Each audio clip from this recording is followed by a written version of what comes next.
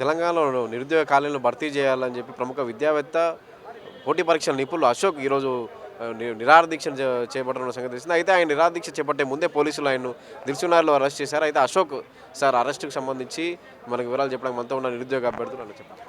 ఈరోజు ఎంత దారుణమైన రోజు అంటే ఈ కాంగ్రెస్ గవర్నమెంట్ ప్రజాపాలన పేరుతో ఒక చీకటి రోజును తీసుకొచ్చింది. ఎందుకంటే సెప్టెంబర్ 15వ తారీఖు అనేది అంతర్జాతీయ ప్రజాస్వామ్య దినోత్సవం. అంటే ప్రజాస్వామ్య దినోత్సవంలో ఏముంటుందంటే మనకు ప్రజల యొక్క వాయిస్ ఉంటుంది. ఈరోజు ప్రజలు మిమ్మల్ని నోటిఫికేషన్లు వేస్తలేరని ప్రశ్నించడానికి మా అశోక్ సార్ గారు ఆమరణ దీక్ష కూర్చుంటే మీరు భయపడి సార్ దీక్ష చేస్తే మీకు ఎక్కడ నెగిటివ్ అవుతుంది అని చెప్పేసి భయపడి మీరు అర్ధరాత్రి తెల్లారి గట్ల ఎవరు చెప్పకుండా సార్ని కుటుంబ సభ్యులకు కూడా కారణాలు చెప్పకుండా తీసుకుపోయారు. మరి నిజంగా మీ పోలీసు వ్యవస్థ తీసుకుపోయిందా, లేకపోతే గుండాలు తీసుకుపోయారా, లేకపోతే రేవంత్ రెడ్డి అంటారు వెనక పనిచేసే దొంగనా కొడుకులు తీసుకుపోయారా? ఎంత దారుణం అంటే అన్న ప్రజాపాలన పేరుతో ఇవాళ మమ్మల్ని చీకటి అధ్యాయంలోకి నెట్టేసింది ఇది. ఎందుకంటే మేము 2 లక్షల ఉద్యోగాలు ఇస్తుంటేనే మీకు ఓట్లు వేసినాం, గెలిపించినాం మీరే కదా. మీరు సభాముఖంగా వేదికగా ఏం చెప్పుకున్నారు? నిరుద్యోగులు చేయబట్టే మేము అధికారంలోకి వచ్చినాం. అలాంటి నిరుద్యోగుల వైపు ప్రశ్నిస్తున్న వ్యక్తిని ఎందుకు అరెస్ట్ చేస్తారు? ఈరోజు అశోక్ సార్ దానికి వచ్చింది, రేపు మా దానికి వస్తుంది. అంటే మిమ్మల్ని ప్రశ్నిస్తే మమ్మల్ని అరెస్ట్ చేస్తారా? అంటే తెలంగాణ ఉద్యమ నేపథ్యమే ప్రశ్నతోటే తెలంగాణ ముడిపడి ఉంది. ఆ రోజు నిజాంని ప్రశ్నించింది, ఆంధ్ర నాయకులను ప్రశ్నించింది, తెలంగాణ తెచ్చిన కేసీఆర్ కూడా ప్రశ్నించింది. కానీ ఈరోజు మన ఏమంటారు మిమ్మల్ని ప్రశ్నించేసరికి మీకు ప్రశ్న తగిలింది. అంటే మళ్ళీ మీరే ఇది ప్రతిపక్షంలో ఉన్నప్పుడు మాత్రం మీరు ఉద్యమాలు చేస్తే మాత్రం అది నీతి నిజాయితీ అనేవి. ఈరోజు మీరు అధికారంలోకి వచ్చేసరికి మాత్రం మీరు నోటిఫికేషన్ లేదని అడిగితే మీరు మమ్మల్ని అరెస్ట్ చేస్తారు. ఇంత దారుణమైన పరిపాలన మేము ఎన్నడూ చూడలేదు, ఇక కూడా చూడబోమన్న. వీళ్ళ భరతలో కూడా అరెస్ట్ చేశారు, అశోక్ సార్ రిలీజ్ చేశారు. వీళ్ళు ఏంటంటే ఇక ఒకటే ఫిక్స్ అయిపోయారు, వీళ్ళని అరెస్ట్ చేయాలి, 4 రోజులు సమస్యని రూపుమాపాలి, తీసుకొచ్చి మళ్ళీ యాజ్ యూజువల్ వదిలేయాలన్న ఉద్దేశంలో ఉంటారు. కానీ ఈసారి అశోక్ సార్ ఒకటి ఖచ్చితంగా మేము చెప్పినాం సార్, గత దీక్షలకు ఈ దీక్షలకు ఏమన్నా వైరుధ్యం ఉంటుందా అంటే 100% ఉంటుందని చెప్పిండు.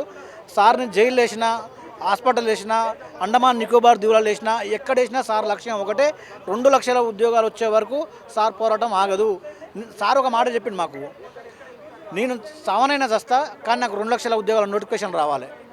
నోటిఫికేషన్లు వచ్చే వరకు, ప్రభుత్వం నుంచి ప్రకటన వచ్చే వరకు ఖచ్చితంగా నా దీక్షను ఆపను, నేను విరమించాలని ఖచ్చితంగా మాకు కరాఖండిగా చెప్పిండు. చెప్పబట్టి మేమందరం ఆల్మోస్ట్ అందరం నిరుద్యోగులం కూడా మేము అందరం ఏకతాటిపైకి వచ్చి ఈరోజు సార్ వీళ్ళందరం మేము దీక్ష దగ్గర కూర్చొని సార్కి మద్దతు తెలపాల్సిన వాళ్ళం. కానీ ఈరోజు మాకు ఆ పరిస్థితి లేదు. అది కాంగ్రెస్ యొక్క వైఫల్యం. 9.5 ఏళ్ల పాలనలో కూడా ఉద్యమం ఒక్క నోటిఫికేషన్ కూడా సరిగా లేవు కదా. ఇప్పుడు ఈ కాంగ్రెస్ వచ్చి 7.5 అవుతుంది కదా, 20 నెలలు పూర్తయిందన్న. మాకు తెలంగాణ అంటేనే నీళ్లు నిధులు నియామకాలు. ఇప్పుడు సరే మా నీళ్లు నిధుల విషయాలు పక్క పెడితే నియామకాలలో మాకు అన్యాయం జరిగింది. గత ప్రభుత్వం మా 10 సంవత్సరాల మా యవ్వనాన్ని దెబ్బతీసింది. గత ప్రభుత్వం ఏం చేసింది అంటే నిరుద్యోగులంతా కూడా ఉద్యోగాలు ఇస్తే కడుపు నుండి క్వశ్చన్ చేస్తారేమో అని చెప్పేసి వాళ్ళు మమ్మల్ని అట్నే ఆగం చేసిర్రు. ఇప్పుడు వీళ్ళు వచ్చిర్రు, వీళ్ళు చెప్పిర్రు ఏమని, మీకు ఖచ్చితంగా ఏడాదిలోపు 2 లక్షల ఉద్యోగాలు ఇస్తాం, మేము నిరుద్యోగ అంశాన్ని డీలే చేయం అని చెప్పేసి మాకు హామీ ఇచ్చిర్రు. హామీ ఇవ్వబట్టే కదా మేము ఊరు తిరిగి ఇల్లు తిరిగి, నేను ఇదే హైదరాబాద్లో కోట నీలిమ గారికి కూడా ప్రచారం చేశాను. నేను సనత్ నగర్లో నేను కోట నీలిమ గారికి ప్రచారం చేసిన.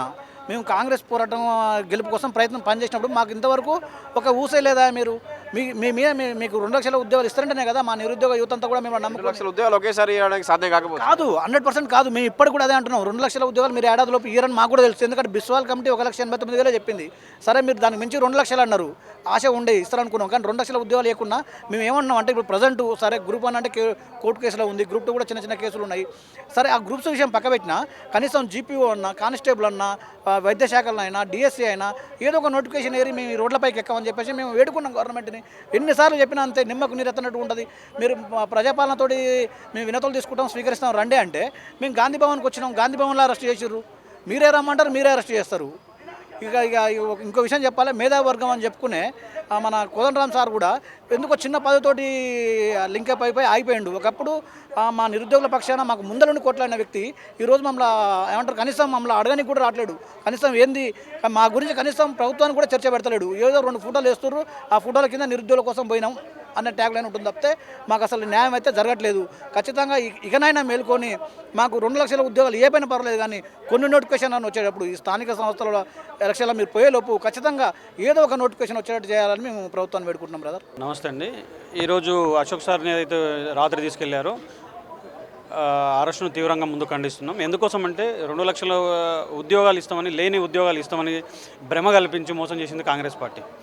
అశోక్ సార్ ఈ రోజు కాదు, ఏదైతే డిసెంబర్ 9 రోజు గెలిచిండ్రు కదా, గెలిచిన రోజు గ్రంథాలయంలోనే చెప్పిండు, మీరు ఇవన్నీ చేయాలి, టీజీపీఎస్సీని ప్రక్షాళన చేయాలి, ఆ తర్వాత ఈ ఉద్యోగాలన్నిటికీ జాబ్ క్యాలెండర్ రిలీజ్ చేయని పక్షంలో మళ్ళీ కూడా మీ మీద పోరాటం ఉంటుందని చెప్పిండు.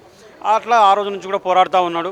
పోరాడుతున్న క్రమంలో ఇంకా అనేక ధర్నాలు చేసినాం, రాస్తారోకాలు చేసినాం, వినతి పత్రాలు ఇచ్చినాం, ఎక్కడ కూడా అన్నీ చేసినప్పుడు కూడా ఎక్కడ కూడా మాకు ఇది కాలేదు.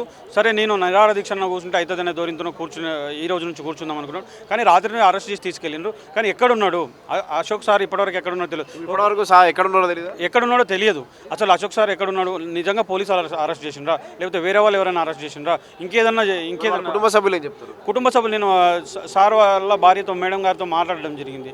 మేడం ఎక్కడున్నారు, మీకు ఏమైనా చెప్పారంటే నాకేం చెప్పలేదు, ఇప్పటివరకు ఎక్కడున్నాడో తెలియదు. మన స్టేషన్ కన్నా ఎవరు వచ్చి అరెస్ట్ చేశారనేది కూడా తెలియదు, అసలు ఎక్కడున్నారు అనేది కూడా తెలియదు.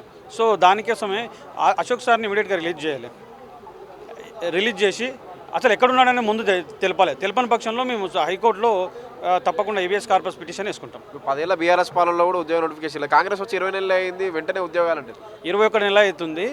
ఎందుకు అడుగుతున్నారంటే వాళ్ళు ఇచ్చిన హామీ, వాళ్ళ హామీ ఇవ్వకుండా మేనిఫెస్టోలో పెట్టకపోతే తప్పకుండా అడగకుండ్రు కదా. వాళ్ళ హామీ ఇస్తుండ్రు కాబట్టి అడుగుతున్నారు. సంవత్సరంలో 2 లక్షల ఉద్యోగాలు భర్తీ చేస్తామన్నారు, లేని ఉద్యోగాలను కూడా భర్తీ చేస్తామన్నారు. లేని ఉద్యోగాలను మీరే అంటారు, మరి ఎట్లా ఓటేసి? అదే మేము మోసపోయాం. ఎట్లా మోసపోయాం అంటే మా దగ్గర కొంతమంది కుహాన మేధావులు వచ్చిండ్రు, వాళ్ళని సార్ అని పిలుస్తాం కదా, వాళ్ళతో మోసపోయాం. సో మోసపోయి ఇప్పుడు గోసపడుతున్నాం, మాకు అర్థమవుతుంది. మరి ఎట్లా తర్వాత పరిష్కారం?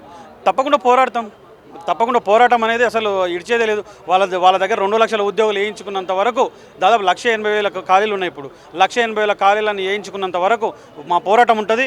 ఆ పోరాటంలో ఎప్పుడు వెనకడిగేయదు, వివిధ రూపాల పోరాటం చేస్తాం.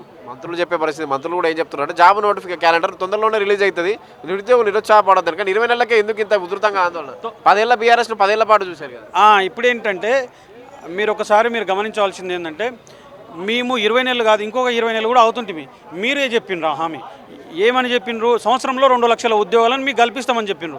అది అడగాల్సిన ధర్మం. దానికోసం ఎందుకోసం అంటే మా దగ్గరకు వచ్చి చెప్పిండ్రు. అది కూడా రాహుల్ గాంధీ గారు కానీ, రేవంత్ రెడ్డి గారు కానీ, మిగతా పెద్దలు, కాంగ్రెస్ పెద్దలు అందరూ కూడా మా దగ్గరకు వచ్చి చెప్పిండ్రు. మా దగ్గరకు చెప్పినప్పుడు మేము నమ్మినాం. అట్లనే వాళ్ళ కోసం బస్సు యాత్రలు చేసినాం, వాళ్ళ కోసం మా అక్కలకు, మా చెల్లెలకు, మా కుటుంబ సభ్యులకు అందరికీ చెప్తూ కూడా మేము ముందుకెళ్ళినాం. మేము చెప్పుకొని కూడా ముందుకెళ్ళి ఓట్లు వేయించినాం. అట్లా ఓట్లు వేయించినాం కాబట్టి మీ ప్రభుత్వాన్ని గెలిపించినాం. ప్రతిపక్షంలో కూడా లేనటువంటి ప్రభుత్వాన్ని అధికారంలో తెచ్చింది ఎవరంటే నిరుద్యోగులని నేను చెప్పిన మాట కాదు, సాక్షాత్తు ఇప్పుడున్న సీఎం గారు చెప్పిన మాటని. సో దానికి కట్టుబడాల్సిన అవసరం ఉంది. అందుకే మేము రోడ్ల మీదకి వచ్చినాం. మీరు ఆ రోజు మా దగ్గరికి రాకపోతే మీ దగ్గరికి రాకుంటే మిమ్మల్ని మేము అడగకుంటే ఇంత వ్యతిరేకత కారణం ఎవరు? మీరే. ఎందుకంటే ముఖ్యమంత్రి 60,000 ఉద్యోగాలు అంటాడు, ఇంకో మంత్రి వచ్చి 70,000 ఉద్యోగాలు అంటాడు, ఇంకొక మంత్రి వచ్చి 1,00,000 ఉద్యోగాలు అంటే మీ మధ్యలో ఒక నిరుద్యోగ విధానం పైన మీ మధ్యలో సఖ్యత లేదు. క్యాబినెట్ స్థాయిలో ఉన్నటువంటి మంత్రులు ఏం మాట్లాడాలో సోయి లేక మాట్లాడుతూ ఉన్నారు. అందుకే మీరు గమనించాల్సింది ఏంటంటే, మీరు క్లియర్గా అంటే యావత్ సమాజం గమనించాల్సింది ఏంటంటే, క్లియర్గా వీళ్ళకి నిరుద్యోగ సమాజం పైన, నిరుద్యోగ సమస్య పైన అవగాహన లేదు. వీరు మసిపూసి మారేడుగా చేస్తున్న ప్రయత్నం చేస్తున్నారు. కేవలం 11,000 ఉద్యోగాలు మాత్రమే ఇచ్చిండ్రు. అందులో 5,900 మాత్రమే నింపిండ్రు. ఇంకా మిగతా ఏవైతే నోటిఫికేషన్ రిజల్ట్ రాలేదు, ఒక ఎగ్జామ్ పెట్టినటువంటి పరిస్థితి. అందుకే మేము ఈరోజు ఇంత ధర్నాలు చేయడం కానీ, రాస్తారోకాలు చేయడం కానీ, రోడ్ల మీదకి రావడం కానీ జరుగుతుంది. గ్రూప్ 1 పరీక్ష పెడితే అవకతవకలని చెప్పి హైకోర్టు నుంచి తెప్పించుకున్నారు. అవును, హైకోర్టులో క్లియర్గా చెప్పింది ట్రాన్స్పరెన్సీ లేదు, అకౌంటబిలిటీ లేదు. ఇంకా అభ్యర్థుల పరిస్థితి ఎట్లా మరి? ఉద్యోగాలకు వచ్చిన అభ్యర్థులు అదే నేను ఏమంటున్నా, ఈ ప్రభుత్వము, ఈ టీజీపీఎస్సీ వచ్చిన వాళ్ళకు మానసికంగా ఇబ్బంది పెడుతుంది, రాని వాళ్ళకు మానసికంగా ఇబ్బంది పెడుతుంది. వాళ్ళ పక్షాన కూడా మళ్ళీ మేమే ఉంటాం, వాళ్ళు కూడా నిరుద్యోగులు, వాళ్ళ పక్షాన కూడా మేము ఉంటాము. వాళ్ళకు కూడా మానసికంగా ఇబ్బంది పెడుతుంది. వాళ్ళు ఎన్నో ఆశలు పెట్టుకుని ఉంటారు. రానోళ్ళు ఒకరైతే వచ్చిన వాళ్ళు కూడా ఇబ్బంది. ఈ రకంగా నిరుద్యోగులందరూ కూడా మానసికంగా వేధిస్తుందని చెప్తున్నా. వాళ్ళు కూడా నిరుద్యోగులే, వాళ్ళు కూడా మా వాళ్ళే, మా అన్నలు, మా చెల్లెళ్ళు, మా తమ్ముళ్ళే, కాదని చెప్పట్లేదు కదా. మేము అందుకే చెప్తున్నాం, వాళ్ళ యొక్క మానసిక వేదన మేము అర్థం చేసుకుంటున్నాం. వాళ్ళ ఆ మానసిక వేదన పెట్టింది ఎవడు, ఆ మానసిక వేదన గురి కావడానికి కారణాలు ఏంటి అనేది మిత్రులు కూడా ఆలోచన చేసుకోవాలి. టీజీపీఎస్సీ ప్రక్షాళన చేస్తామని ప్రక్షాళన జరగలేదా? ఏం జరిగింది? టీజీపీఎస్లో ఇప్పుడు 1+3 అంటే ఒక్క చైర్మన్, 3 మెంబర్లు మాత్రమే ఉన్నారు. సరైన కోరం లేక, ఎటువంటి నిర్ణయాలు తీసుకోలేక టీజీపీఎస్సీ ఉంది. ఏం ప్రక్షాళన జరిగింది? ఆయన ఒక మాట చెప్పిండు, నేను వచ్చినప్పుడే ఈ టీజీపీఎస్ని ప్రక్షాళన చేస్తా. ఎట్లా ప్రక్షాళన చేస్తా? టీజీపీఎస్లో ఒక కాంట్రాక్ట్ ఉద్యోగం కూడా ఉండకుండా చేస్తా. ఇప్పటికీ కాంట్రాక్ట్ ఉద్యోగులు అట్లే ఉన్నారు. ఇప్పుడు కూడా ఒక్క నోటిఫికేషన్ వేసి ఒక్క ఉద్యోగం భర్తీ చేసిండా? ఒక్క ఉద్యోగం భర్తీ చేసిన ఇదేనా? అసలు ప్రక్షాళన అంటే ఏంది? మొత్తం రెగ్యులర్ ఎంప్లాయీలు ఉండాలి, ఆ తర్వాత బోర్డు ఫుల్ఫిల్ ఉండాలి, 10+1 ఉండాలి. కానీ ఉందా? ఉందా? వాళ్ళకు వాళ్ళు ప్రశ్నించుకోవాలి, వాళ్ళకు మెదడు ఉందా? వాళ్ళకు ప్రశ్నించుకొని ముందుకెళ్ళాలి. ఇప్పుడు హైకోర్టు దీని మీద అప్పీల్కి వెళ్ళాలని చూస్తుంది ప్రభుత్వం. అదే నేను గతంలో కూడా చెప్తున్నాము, మీరు వెళ్ళొద్దు, మీరు వెళ్తే 33 లక్షల మంది నిరుద్యోగులని పైన యుద్ధమే ప్రకటించినట్టు మీరు వెళ్ళొద్దు అని చెప్తున్నాము. 5 లక్షల మంది ప్రిలిమ్స్ రాసినారు, వాళ్ళ మీద మీరు యుద్ధం ప్రకటిస్తారా? మీరు వెళ్ళకుండా రీమెయిన్స్ కాకుండా ప్రిలిమ్స్ నిర్వహించండి, జీవో 29 రద్దు చేసి ప్రిలిమ్స్ నిర్వహించండి, ఎస్సీ ఎస్టీ బీసీలకు అన్యాయం జరిగింది 29 జీవో ద్వారా అని చెప్పేసి మేము ఆ రోజు కూడా గలం ఇప్పినాం. మీకు మొట్టమొదటిసారిగా ప్రిలిమ్స్లో తప్పులు జరిగినప్పుడే 14 తప్పులు జరిగినాయి, 14 తప్పులు ఉన్నాయని గలం ఇస్తున్నాం. అప్పుడు మమ్మల్ని పట్టించుకోలే. 29 జీవో ఎస్సీ ఎస్టీ బీసీల పాలిట ఇబ్బంది జరుగుతుంది. 29 జీవో ద్వారా రిజర్వేషన్ రూల్ ఆఫ్ రిజర్వేషన్ అనేది ఇబ్బంది అవుతుంది. మీరు ఆ రోజు కూడా జీవో 29 రద్దు చేయండి అని మేము అశోక్నగర్లో పెద్ద ఎత్తున ఆందోళన చేస్తే ఆ రోజు మా ఈపులు వైలేటట్లు కొట్టినారు, మా చెల్లెమ్మలను కొట్టిన రాష్ట్రాల్లోకి వెళ్ళి. అసలు రాష్ట్ర చరిత్రలో ఎప్పుడు కూడా అంత దారుణంగా హాస్టల్కి వెళ్ళి కొట్టిన పరిస్థితి లేదు. దాదాపు వేల మంది పోలీసులు అశోక్నగర్ చుట్టూ హాస్టల్ చుట్టూ ఒక అమ్మాయిల హాస్టల్ దగ్గర 10-15 మంది పోలీసులను పెట్టినారు. ఈ రకంగా నిర్బంధించిండ్రు. ఆ తర్వాత మెయిన్స్ రాసిన తర్వాత వీళ్ళ కరెక్షన్లో లోటుపాట్లు ఎట్లా క్లియర్గా అనిపించినాయి. అరే 90 రోజుల్లో ఎట్లా దిద్దుతారు, కరెక్షన్ చేస్తారు ఇన్ని లక్షల పేపర్లు అని చెప్పి హైకోర్టు చెప్తుంది 8 నెలల్లో రీవాల్యుయేషన్ చేయండి. అప్పీల్కి రీవాల్యుయేషన్ చేస్తే ప్రయోజనం ఉంటుందా? రీవాల్యుయేషన్ చేస్తే సాంకేతికపరమైన సమస్యలు చాలా వస్తాయి. సో రీవాల్యుయేషన్ వద్దు, రీమెయిన్స్ వద్దు, జీవో 29 రద్దు చేయండి, జీవో 29 రద్దు చేసి ప్రిలిమ్స్ నిర్వహించండి అని చెప్తున్నాం. ప్రిలిమ్స్ నిర్వహిస్తే మళ్ళీ వీళ్ళంతా రాయాల్సి వస్తుంది ఎగ్జామ్. తప్పకుండా రాయాలి. ఎప్పుడైనా చదువుకున్నోడికి, ఎవరైనా సరే చదువుకున్నోనికి తప్పకుండా వస్తుంది. మళ్ళీ ఎవడైతే చదువుకొని ఉద్యోగం కొట్టిండు కదా, ఇప్పుడు అందులో కూడా చదువుకొని ఉద్యోగం కొట్టిన వాళ్ళు చాలామంది ఉన్నారు, వాళ్ళకి తప్పకుండా వస్తుంది. నేను చెప్తున్నా, చదువుకున్న వాళ్ళకి చాలామందికి వస్తుంది. ఈ రకంగా ఇప్పుడు చదువుకొని ఉద్యోగం కొట్టిన ఒక రకంగా బాధపడుతుంటే, ఈ రకంగా అక్రమాలు జరిగిన బయట ఉన్న వాళ్ళు ఒక రకంగా బాధపడుతున్నారు. ఈ బాధకన్నిటి కూడా ఈ తెలంగాణలో యువతకు బాధ పెట్టింది ఎవరు? ఈ ప్రభుత్వం, ఈ టీజీపీఎస్సీ. మేము చెప్తా ఉన్నాం, మీ ప్రిలిమ్స్ నిర్వహించకపోతే మీరు యుద్ధం మా పైన ప్రకటించలేక, మా పైన యుద్ధం ప్రకటిస్తే ఎట్లుంటుందో మీరు చూసిండ్రు. ఇంకా దానికి జరగబోయే పరిణామాలన్నీ కూడా మీరే చూస్తారు.